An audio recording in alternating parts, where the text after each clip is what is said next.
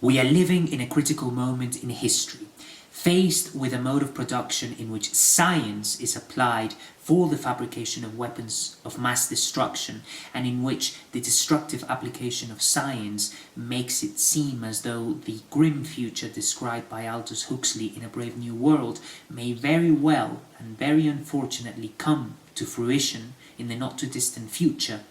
Faced with a mode of production in which technological development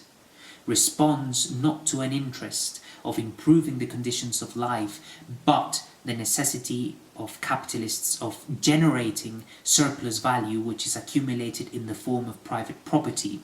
specifically relative surplus value, which implies reducing the amount of living work objectified in the process of production to increase the price, and not only impoverishing proletariats, but also extracting surplus value from less developed capitals in the competition, in the context of competition of the global market, of the world market, therefore impoverishing so-called countries of the third world. Faced with this mode of production that is causing irreparable damage to the environment, there is an urgency to return to Marx. And the urgency to return to the philosophical categories and the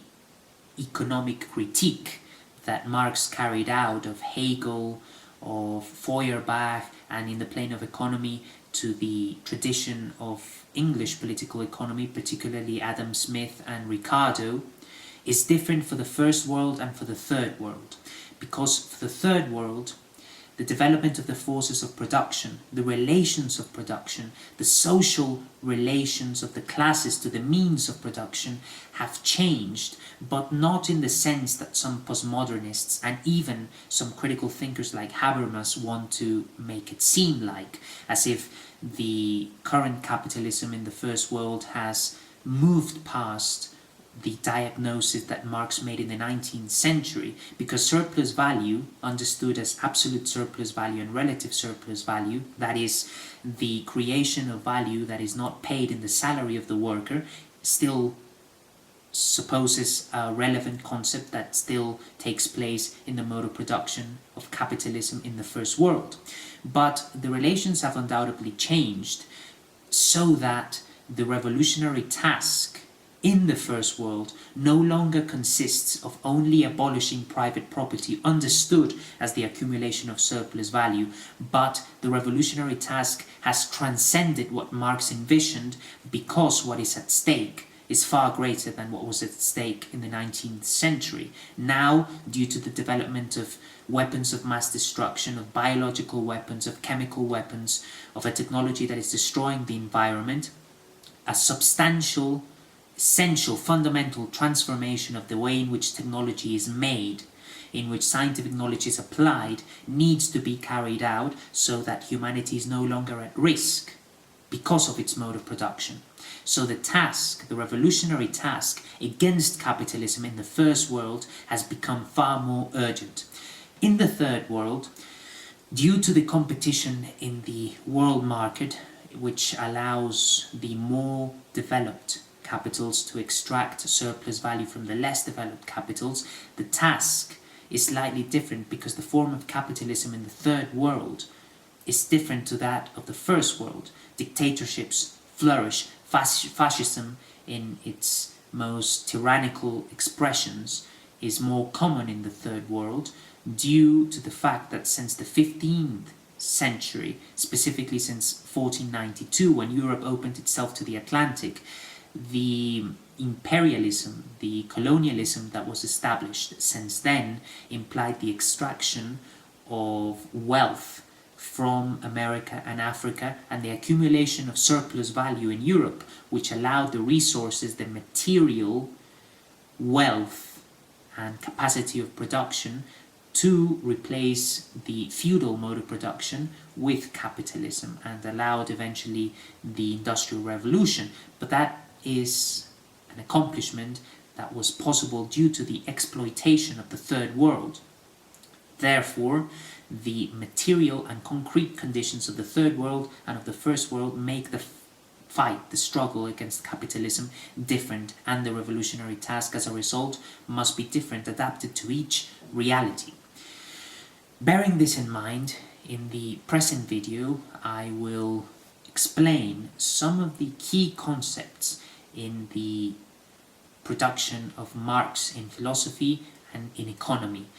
and I will begin by explaining historical materialism. But before I explain concepts such as surplus value, crisis of superabundance,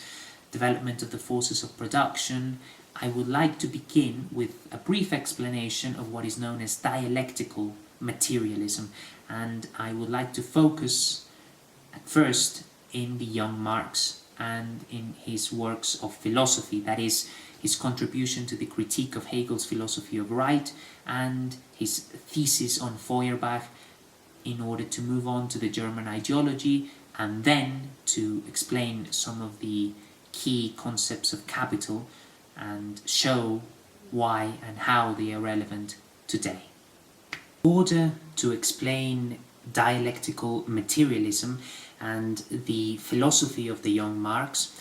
I would like to begin by citing a book which Engels wrote in 1888 and which is called Ludwig Feuerbach and the End of Classical German Philosophy. In this book, Engels defines materialism in contrast to Hegelian idealism with a central philosophical problem, and that is the relationship between idea and matter, spirit and nature. Hegel in the 19th century proposed that there is an absolute spirit which seeks to objectify itself in the dialectical process of history, realizing itself in the idea of freedom. Therefore, the absolute spirit is prior to nature. The idea, according to Hegel, precedes matter. But to the materialists, represented by Feuerbach in the 19th century, the spirit is not prior to nature. The idea does not precede matter, but the spirit is a consequence of nature. The idea is a product of matter. However, Marx is not content with this materialism whose maximum representative is Feuerbach, and that is why in the spring of 1845 he writes 11 theses against Feuerbach. In the first thesis he says that the defect of all hitherto existing materialism, including that of Feuerbach, is that it sees reality, things and the senses in the form of object or contemplation and not as practice, not as the product of human sensuous activity and not in a subjective way. What does that mean? Marx is saying that the chief defect of all prior materialism, including that of Feuerbach, is that it fails to see reality as practice. In the second thesis of Feuerbach, he claims that the validity of human thought is a practical question. When it's not seen as a practical question, it is only scholastics, pure scholastics. Therefore, to see reality as practice means that philosophy must accommodate itself to the concrete reality of history, which is always changing because the mode of production, the infrastructure of economy, and the social structure that is derived from the materiality of production is in constant change, the dialectical movement of history. Therefore, thought cannot aspire to universal, immutable truths that are frozen in time, that are outside of time, because time is the key factor that explains the movement of history. And a type of thought that is immutable is incompatible with dialectical movement, which is the essence of concrete human reality. Marx also says that things must be seen as the product of human sensuous activity. This is very interesting because it provides the foundation for an epistemological critique. If we go back to Kant in the Critique of Pure Reason, Kant claims that the most exact type of knowledge in the transcendental analytical that human beings can aspire to is a synthetic judgment between what the senses perceive and the categories of reason, and that is exemplified in Newton's physics. But Newton's physics was replaced by Einstein's special and general theory of relativity, not to mention the discovery of the quantum realm and the development of the uncertainty principle, or of the double slit experiment that showed the duality of wave and particle when it comes to understanding the nature of light, for example. And all of this shows that science is not the body of immutable exact knowledge that Kant thought it was, and many others, but that science, because it depends on experimental verification of theories, is changing due to the fact that the senses have a history, and that history is impacted by the development of the forces of production and of technology. Therefore, with the development of particle colliders, physicists are able to speak of string theory, of expanding the horizons of general relativity, and of eventually trying to unify quantum mechanics with general relativity, something that would have been unthinkable with the framework of classical physics. That is due to the fact that the senses are changing, and if reality, at least from the standpoint of science, depends on the verification of theories through the amplification of the senses with the help of technology, and that technology is always changing, then the reality that science describes must always change, because it is a human activity, and all human activity derives from a subject that is the product of a specific historical process, and knowledge is no different. Therefore, that science that seeks absolute truths devoid of the human context is suffering from two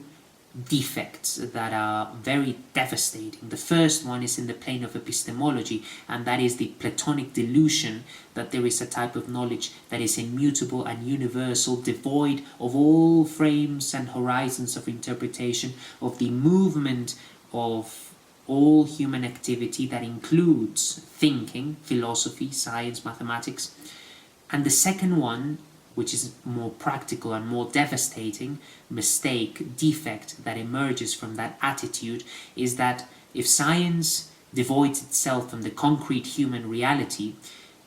a type of alienation emerges that characterizes those scientists who employ their knowledge to the war industry, to the fabrication of weapons of mass destruction, to the development of a technology that leads to programmed obsolescence. All of this emerges from an evident